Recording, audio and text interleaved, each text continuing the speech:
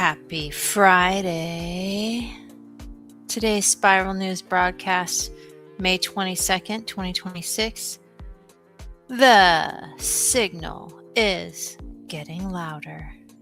Can you hear it? Can you feel it? Welcome. Mahalo for being here. And this is where we explore strange, beautiful, unsettling, potentially, and deeply human experiences of being alive through a time of massive transformation. And you may notice that something feels very different. In general, people are reporting vivid dreams, emotional intensity, flare-ups, breakdowns, collapses, freakouts, nervous system overload, sudden clarity, cool and strange synchronicities, my favorite, relationship shifts, and just a growing sense that the old ways of living no longer fit. And whether you see this through a spiritual lens, a psychological lens, or simply as a human being going through a collective growing pain or multiple growing pains, something is undeniably moving through. So let's check in with the planet. Over the last several days, many people sensitive to emotional and environmental shifts have reported feeling unusually activated, feeling like they've gotten their toe stuck in a light socket. Sound familiar? Does to me. They're riding the roller coaster of these energetic surges and phase interactions, and it's exhausting, inspiring sometimes, emotionally chaotic at other times, and sometimes the only thing one can do is find stillness to just be. The increased solar and cosmic activity, the Schumann resonance spikes, often referred to as the Earth's electromagnetic heartbeat. If you want to learn more about the Schumann resonance, there are people out there covering it that do a really good job. So whether literal, symbolic, and this is important, I really want to make this distinction because we're adding in layers here, because sometimes literal isn't enough, and symbolic or somewhere in between, many are feeling the pressure of movement, of acceleration. That stuck feeling that we're moving out of is starting to feel like a collective gut block is finally pushing through.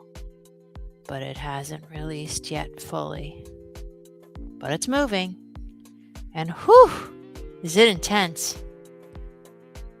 Keep in mind, yours, mine, our collective nervous system doesn't always know the difference between breakdown and breakthrough.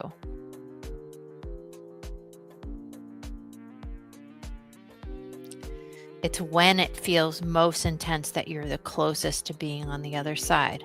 And I know it's hard to keep that in mind when it's going, like when you're in the throes of it. But I have something fun to share that is very validating to this work. And what's out there is like we're being supported on a galactic level. At approximately 4 a.m. on May 20th, I awoke with an intense surge of energy moving through my body, so strong that my nervous system felt completely dysregulated. Which was weird because I went to sleep feeling super aligned. And then I did my breath work. I was, trying to practice what I preach. So I did a 10 cycle box breath. I felt suddenly after that completely called to go outside at 4 o'clock in the morning. And I don't know whether it was the hot flash I was having, my intuition, or a combination of the two, but the message got through, and that's what's important. And as I cooled off in the early morning air, I laid back beside my golden retriever, Koa. She was there with me, and fixed my gaze on the sky. And what happened was just the kind of magic I am all in for. I personally witnessed an unusual aerial phenomenon over where I live, central North Carolina. At first, it moved from right to left, then returned after about 5 minutes from left to right, and it revealed itself as a series of 4 to 5 flashing points of light. So one flash appearing in a completely unpredictable pattern across the sky. And I knew it wasn't an airplane, because that is not how planes move. And in the stillness of the morning, there was absolutely no detectable sound. So I'm not here to tell anyone what to believe. I'm simply sharing what I experienced. Cool, right? And I'd love to hear your experiences if you want to share them. It's safe to share them with me, even if people criticize you or try to accuse you of wearing a tinfoil hat. There are people like me out there that are open to listening without judgment. And as long as you're not preachy or weird about it, I'm good. And the people who are drawn to this channel are also good. And I really expect people to be awesome on this channel. Whatever these experiences ultimately turn out to be, they are pushing many of us to ask bigger questions about consciousness, perception, reality, and our place as humanity, as a species, in this larger experience of life. And many people are noticing Mandela effects or cascades, which are memories that don't seem to match current recorded reality. And rather than framing this in overly mystical terms, it may be useful, I try to be useful, to think about it this way. Human memory is deeply collective, emotional, symbolic, and fluid. As society changes rapidly, people begin re-examining old assumptions. That's what we want. Identities, timelines, and narratives. The result can feel disorienting, almost like reality itself is shifting beneath our feet. And whether psychological, energetic, neurological, a combination, or something we don't yet fully understand, people are clearly sensing a collective restructuring, right? And perhaps that's the deeper point. So, in Mandela Cascades, why so many people feel that reality is glitching, because more and more people are reporting oddly familiar memories, symbolic dreams, emotional deja vus, and shared expressions that don't fully line up with recorded history or mainstream consensus reality. And that can be uncomfortable, right? Like it feels very disorienting. But rather than viewing these experiences strictly as quote unquote false memories, perhaps it might be useful to think of them as symbolic memory echoes emerging from the collective subconscious during periods of accelerated change and heightened perception. Whether psychological, archetypal, spiritual, neurological, or something, again, that we don't understand, let's get into some of the things that people are reporting lately, and notice how you respond to this information. People are feeling suddenly convinced that they've always known that the Great Pyramid once had a golden capstone, despite limited historic confirmation. And I think it's blue now. Symbolically, this reflects themes of completion, lost knowledge, and humanity's reconnection to higher order or alignment. People have continental shifts memories. Now, I have this one. Some people report oddly specific memories of geography appearing differently than it currently does, such as New Zealand's location or the perceived size and position of certain land masses being different. From my perspective, these experiences reflect the collective evolution of this moment in human history. And they remind us that we can all hold different perspectives, interpretations, and lived realities without needing to conform to a single narrative in order to exist in harmony with one another. So, New Zealand is east of Australia. I had a clear recollection of New Zealand being northeast of Australia.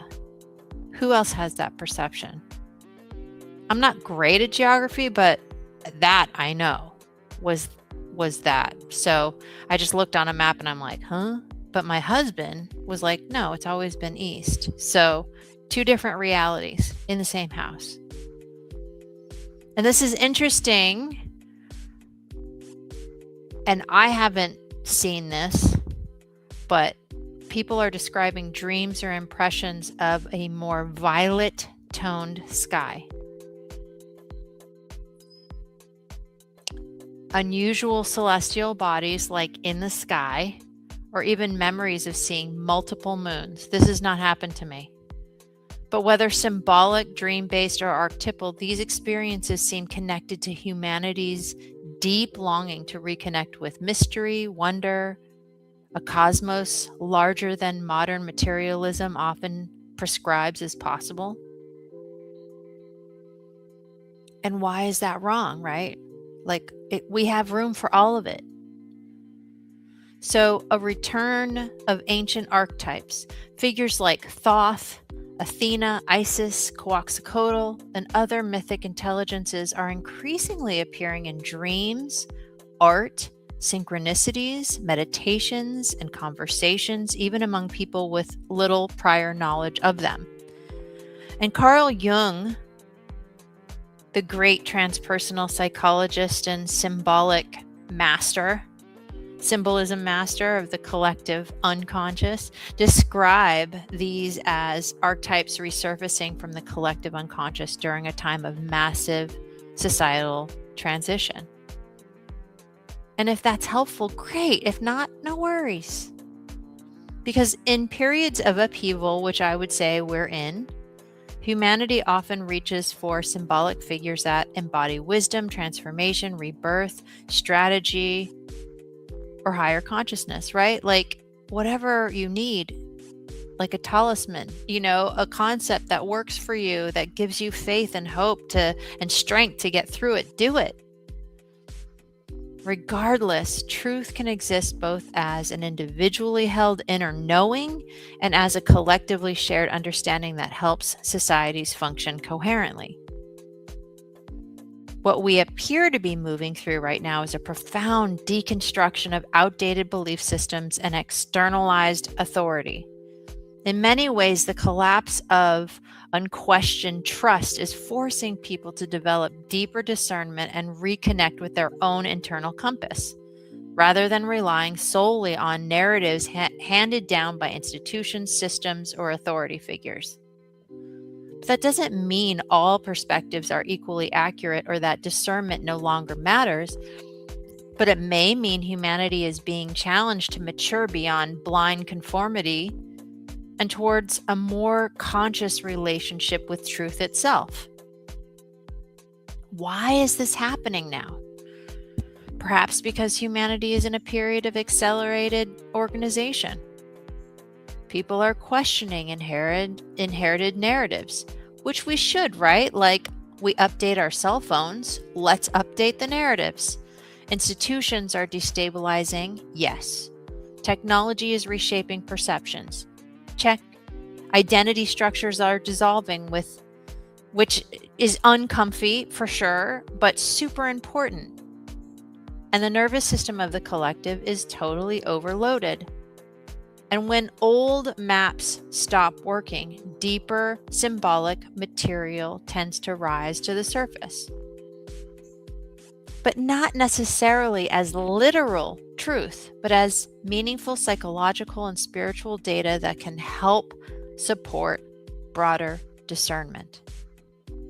The goal is to learn how to honor and work with this internal information that comes through you, only you, in a way that enhances your life experience, and calibrate that against what you're perceiving in the collective. So how to do this?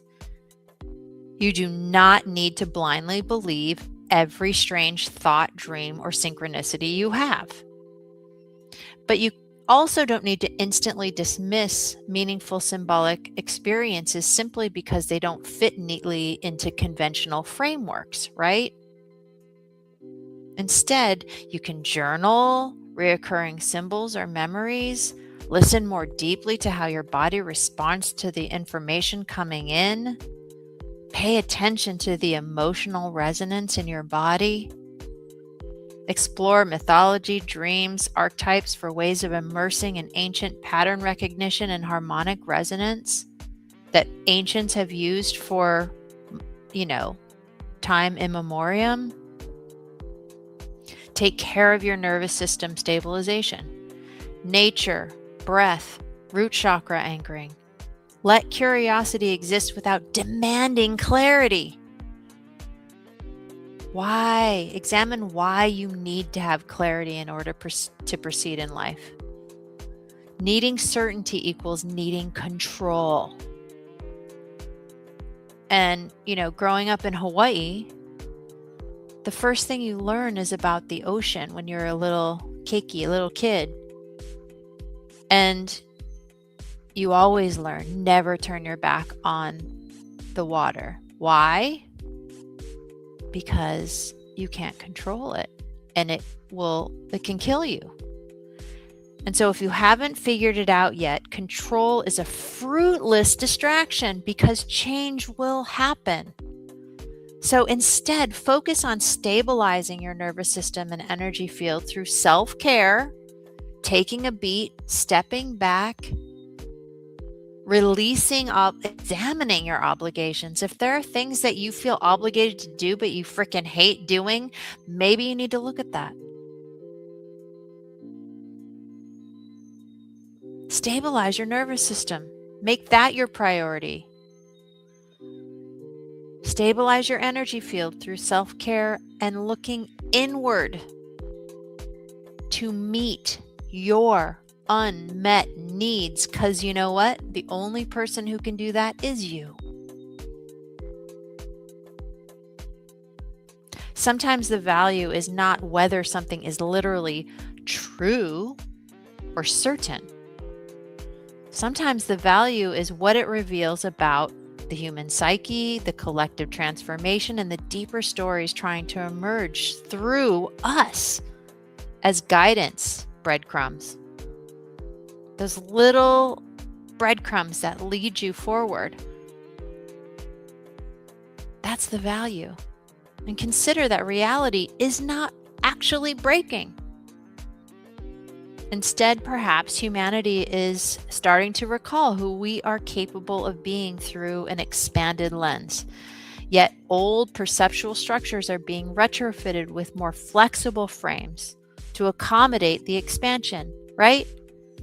Think about renovating your house.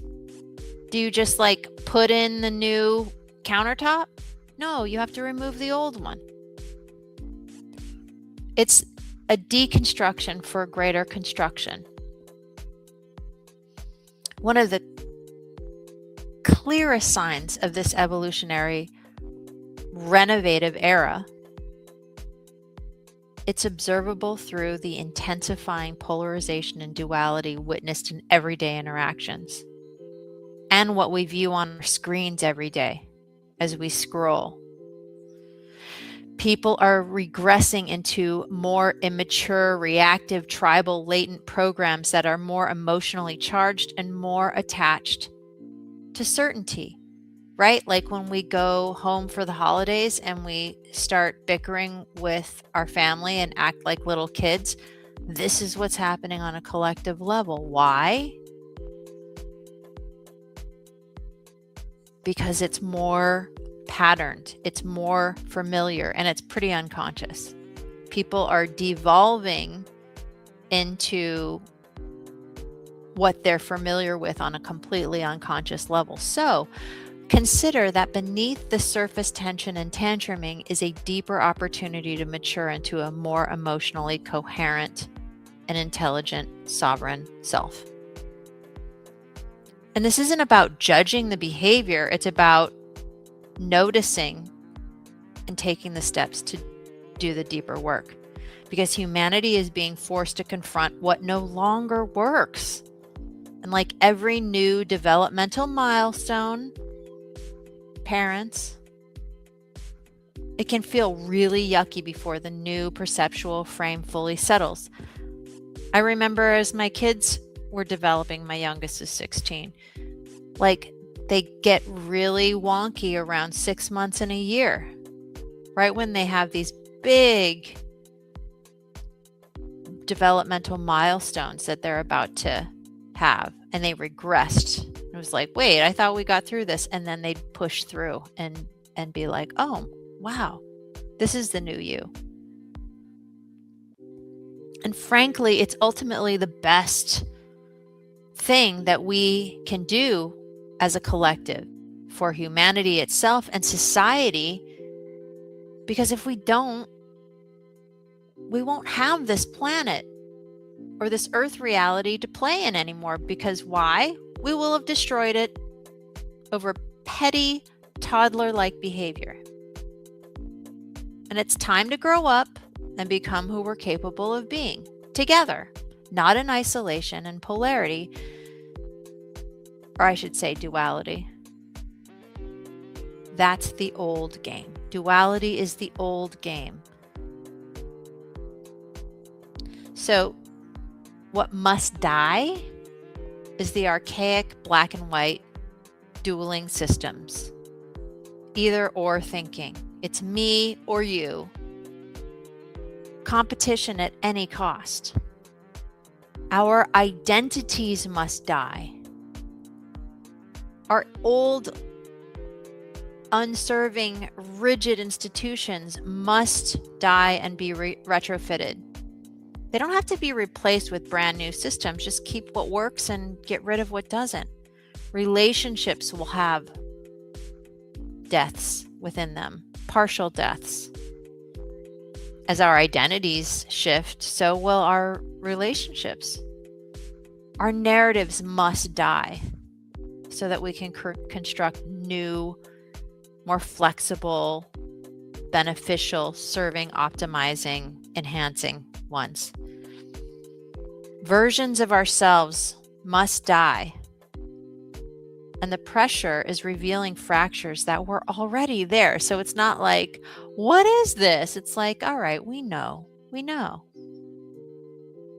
And this work gives rise to the elevated self and collective leadership models that are being discovered and innovated in real time right now within you, within me, within the collective.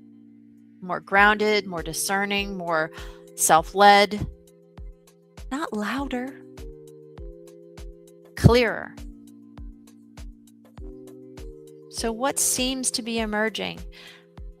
People are beginning to disconnect from endless digital noise because their sensitivity is like, it sounds like static in the nervous system. It feels like static. It's too much. They're spending more time in nature. You're reevaluating your relationships and priorities. Yes. Feeling less interested in performing and more interested in authenticity. And where does authenticity start? With us, internally. People are becoming more emotionally sensitive and intuitive and letting it be okay, because that's what it is. People are craving meaning over distraction. And the external world mirrors the internal condition of the collective psyche. And maybe this period is less about apocalypse and more about transformation under pressure.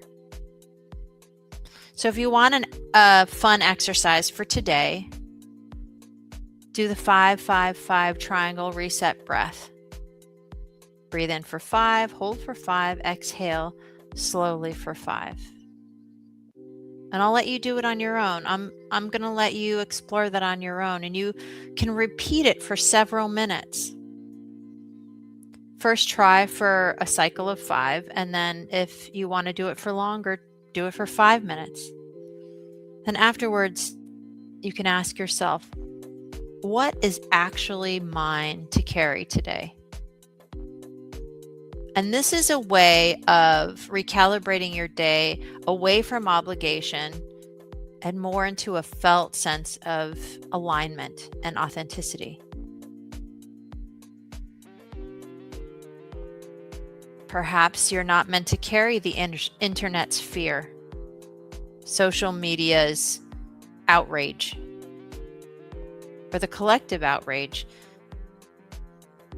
Perhaps letting go, if just for an hour or a day, everyone else's expectations of you.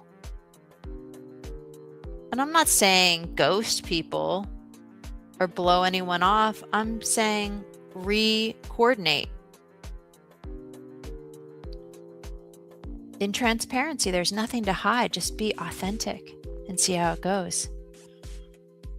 And reduce overstimulation for a few hours, whatever that means for you. Walk barefoot outside if possible. Drink more water with trace minerals and, mineral salts, lemon. Pray over your water. Journal your dreams or strange synchronicities, and connect with people through warmth.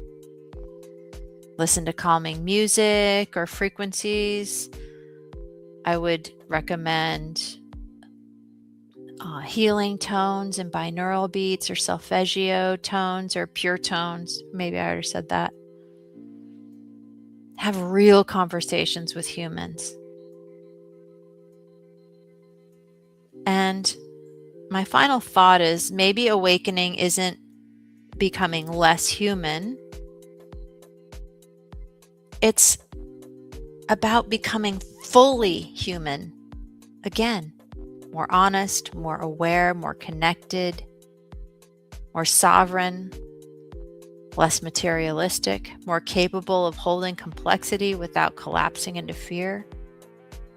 And whatever this moment in history ultimately becomes, one thing feels clear. The signal is getting louder, and many people can feel it now. And if you'd like an experienced advocate to walk with you through this elevated transformation, if you're ready to do the deeper work, reach out. Go to my website. I'm still in the midst of my launch of my book, The Sacred Middle Finger. I'm also seeing a lot more middle fingers out there. So I think the collective is ready for this book, and I am excited to get it out there for you. Next week, we have another launch to be expressed more in detail later. My website is norayolisyoung.com.